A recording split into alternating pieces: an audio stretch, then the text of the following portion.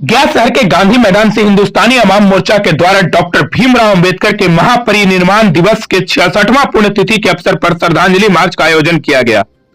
इस श्रद्धांजलि मार्च कार्यक्रम में बिहार के पूर्व सीएम जीतनराम मांझी शामिल हुए।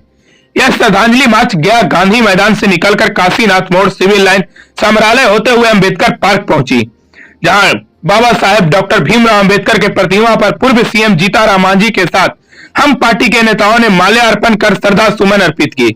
इस कार्यक्रम के नेतृत्व हम पार्टी के जिला अध्यक्ष नारायण प्रसाद मांझी की अध्यक्षता में किया गया। माल्यार्पण के पश्चात पार्टी का एक प्रतिनिधि मंडल जिलाधिकारी से मिलकर विगत दिनों पार्टी के राष्ट्रीय कार्यकारिणी की बैठक में पारित प्रस्ताव अनुसूचित जाति जनजाति के लिए दोहरी मतदाता सूची तथा झारखंड समेत अन्य प्रदेशों में आरक्षण का दायरा जिस प्रकार से बढ़ाकर 77% किया गया है, उसी तरह बिहार राज्य में भी जो वर्तमान आरक्षण का दायरा है उसे बढ़ाए जाने की मांग के समर्थन में जिलाधिकारी को ज्ञापन सौंपा है। इस मार्च में पार्टी के राष्ट्रीय उपाध्यक्ष रामेश्वर प्रसाद यादव, हम पार्टी के मीडिया प्रभारी दिवाकर सिंह, छोटू कुशवाहा, मुकेश चौधरी, राम स्नेही मांझी सहित सैकड़ों कार्यकर्ता मार्च में शामिल हुए।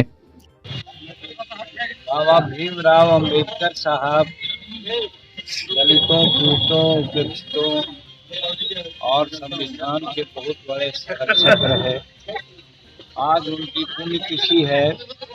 समस्त हिंदुस्तान में इनकी चर्चा हमने किया, सब लोग ने और सरकारों ने भी बाबा भीमराव अम्बेडकर साहब का ये 66वां पुण्यतिथि के अवसर पर समारोह पूर्वक इसको मनाया जा रहा है। ये बहुत खुशी की बात है। बहुत पहले बाबा साहब अम्बेडकर साहब की पुण्यतिथि इस कदर नहीं मनाई जाती थी जिस कदर आज मनाई जा रही है। लेकिन दुख इस बात की है हमें और सभी दलित अभिवंचित वर्ग के लोगों को भी सोचने का समय है, जो आज आप लोगों के माध्यम से और आपसे प्रार्थना करके कि जो हम लोग बोलते हैं उसको पब्लिक डोमेन में जाने दिया जाएगा, उसको नहीं काटिएगा, ताकि समझ में आ जाए कि बाबा भीमराव अंबेडकर साहब जो चाहते थे दलितों का, जो अल्पसंख्यकों का, पिछड़ों का, या जो भी जिसका सहारा कोई नहीं हो उनका, या फिर संविधान की रक्षा कैसे करेंगे, वो आज हो रहा है कि नहीं हो रहा है, उस पर हम आज बात करना चाहते हैं। और ये जानते हुए कि शायद आप लोग सोचेंगे कि हम सत्ता पक्ष के हैं और बहुत सी बातों को मिनिमाइज करके बोला जाता है सत्ता पक्ष के लोग, लेकिन हम मिनिमाइज नहीं करना चाहते, क्योंकि आज 75 साल आज़ादी के हो गए, अमृत वर्ष भी मना चुके हम लोग। लेकिन बाबा साहब ने जिन मूल्यों की बात की थी जिससे हम दलित अभिवंचित वर्ग के लोग आगे बढ़ सकते थे, जिससे संविधान की रक्षा हो सकती थी, जिससे संवैधानिक अधिकार प्राप्त हो सकता था, आज हम लोग उससे अछूता हैं। आज हम लोग को उससे वंचित किया जा रहा है। अब उदाहरण के लिए जोड़िए, 1932 में बाबा भीमराव साहब अम्बेडकर ने जो पूना पैक्ट हुआ था उसके मसौदा पर दस्तखत नहीं कर रहे थे। उसका मसौदा में ये बात थी कि हम लोगों को डबल मतदाता सूची में नाम होना चाहिए, मतदाता बनना चाहिए, या डबल मतदाता सूची के आधार पर हम लोगों का वोट होना चाहिए। जैसे एमएलसी का होता है, नगर निकाय है, या फिर आपको पंचायत है, या फिर आपको टीचर है, या आपको फिर ग्रेजुएट है, सब लोगों का अलग अलग कंस्टिट्यूंसी होती है, वो अलग अलग वोट देते हैं और फिर सामान्य रूप में एमएलए एमपी का भी वोट देते हैं, यानी कि डबल ट्रिपल मतदाता सूची उनकी बनती है। यही कहे थे बाबा साहब कि शेड्यूल कास्ट, दलित, आदिवासी के लिए भी इसी प्रकार का प्रावधान होना चाहिए। लेकिन उस समय कुचक्र करके, मैं समझता हूँ, कहता हूँ कि कुचक्र करके महात्मा गांधी को लोग बैठा दिए अनशन पर, और बाबा साहब अभी महात्मा गांधी बैठ गए अनशन पर, और जब स्थिति उनकी खराब होने लगी तो बाबा साहब को कहा गया कि महात्मा जी अगर चले जाएंगे दुनिया से तो बहुत बड़ा अनर्थ हो जाएगा, इसलिए आप दस्तखत कर दीजिए। और उन्होंने आप दस्तखत किया शुरू पूना आंसू के साथ और लिखा है अपने जीवनी में। जब पूना पैक पर हम दस्तखत कर रहे थे तो मेरे आँख से आंसू बह रहे थे। इसीलिए बह रहे थे, वो जानते थे कि जब सेपरेट इलेक्ट्रोल नहीं होगा तो हमारे लोगों को अधिकार नहीं मिल पाएगा। ये जो आरक्षण है कि आधी रोटी खा करके किसी तरह से जीवन निर्वाह करने की बात है। आज वही हो रहा है कि आज आरक्षण का लाभ हमको मिलना चाहिए था, जितना वोट से हमारे लोग मदद करते उतना आज नहीं हो रहा है।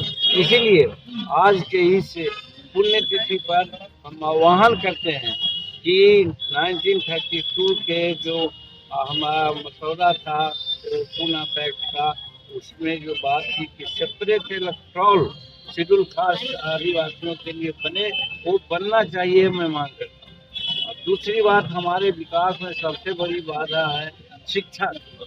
आज शिक्षा की स्थिति यहाँ ये है कि कोई 50 लाख 20 लाख दे करके अपने बाल बच्चों को पढ़ाते हैं और कोई सरकारी स्कूल में भी जगह नहीं मिलती है, और सरकारी स्कूल में जगह मिलती भी है तो पढ़ाने की स्थिति क्या है आप हम सब लोग जानते हैं। इसलिए बाबा साहब ने कहा था कि कॉमन स्कूलिंग सिस्टम होना चाहिए।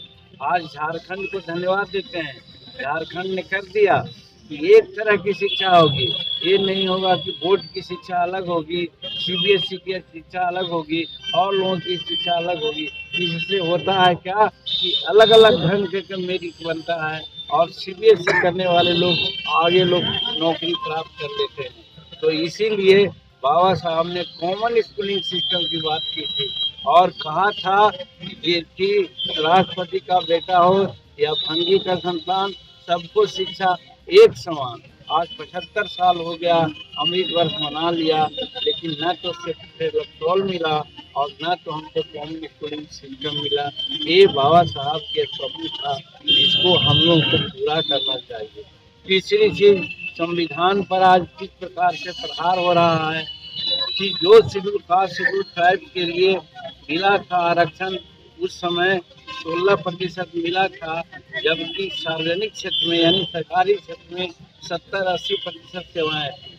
और आज ये सरकार, केंद्र सरकार के द्वारा सारी सेवाएं प्राइवेट सेक्टर में जा रही है और प्राइवेट सेक्टर में आज आरक्षण हमको नहीं मिल रहा है।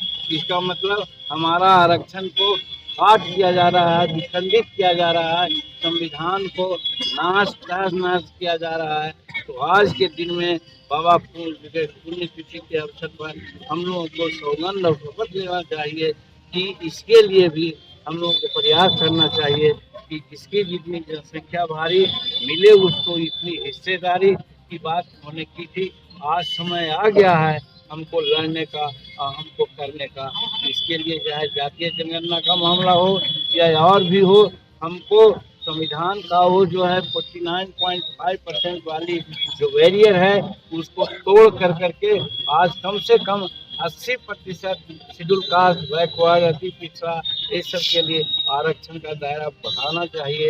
ये बाबा साहब का मूल मंत्र था, आज हम लोग को याद रखना चाहिए। और अंततः एक बात और है, आज शेड्यूल कास्ट, अति पिछड़ा, गरीब तबके के लोग अन्याय न भी करता है तो भी उसको पनिशमेंट हो जाता है न्यायालय में, और दूसरे लोग अन्याय करता है उसको पनिशमेंट नहीं होता है, इसलिए कि गवाह नहीं मिल पाते हैं और इसलिए कि वहाँ हमारे जज नहीं है।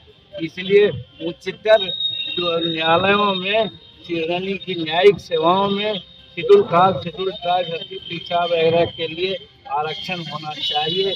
ये बाबा का मत है। तो ये 4 ऐसा पॉइंट है, जब तक नहीं ऐसा होगा हम लोग जहाँ हैं वहीं रहेंगे। इसलिए आज इस परिनिर्वाण दिवस के अवसर पर हम लोगों को संकल्प लेना चाहिए कि जब तक कॉमन स्कूलिंग सिस्टम, जब तक समान सेपरेट इलेक्ट्रोल, जब तक निजी क्षेत्रों में आरक्षण, जब तक फिर क्या कहते हैं उसको कॉलेजियम सिस्टम के विरुद्ध में जो बातें आई है, विद्यालयों में हमारा आरक्षण हो, वो ये सब जब तक नहीं हो तब तक हम बाबा साहब को भूलने या नाम लेने से कोई फायदा नहीं है। इसलिए हम दलित, वंचित, सेवकों को एक जिहाद छोड़ना चाहिए, सर से लेकर के संविधान संसद तक के, तभी हमारा काम होगा, बाबा साहब का सपना पूरा होगा। यही आज के दिन में कहना चाहता हूँ। गुजरात में एक बार फिर से भाजपा की सरकार बनने जा रही है। बात है, आया है, बनेगा नहीं बनेगा वो अलग बात है। जिसने जिसको वोट दिया होगा बनेगा, वो तो निरंतर प्रक्रिया है। कहीं कांग्रेस, कहीं भाजपा, कहीं आप, कहीं जदयू, कहीं राष्ट्रीय जनता दल सरकार है, न चलते रहती है। उसके बारे में कहना क्या है, जनता जैसा सोचेगी वैसा होगा। लालू जी का किडनी ट्रांसप्लांट हो गया, क्या जी उनका सफल किडनी ट्रांसप्लांट हुआ है और भगवान उनको स्वस्थ रखें। सब बहुत लोगों ने कामना की थी उनके स्वास्थ्य के लिए, और भगवान के आशीर्वाद से ही आज उनका जो किडनी ट्रांसप्लांट हुआ है सफल हुआ है। और जो किडनी देने वाली उनकी बच्ची कल्याणी है, रोहिणी है, उसकी भी स्थिति ठीक है। इसलिए उनको बहुत बहुत बधाई और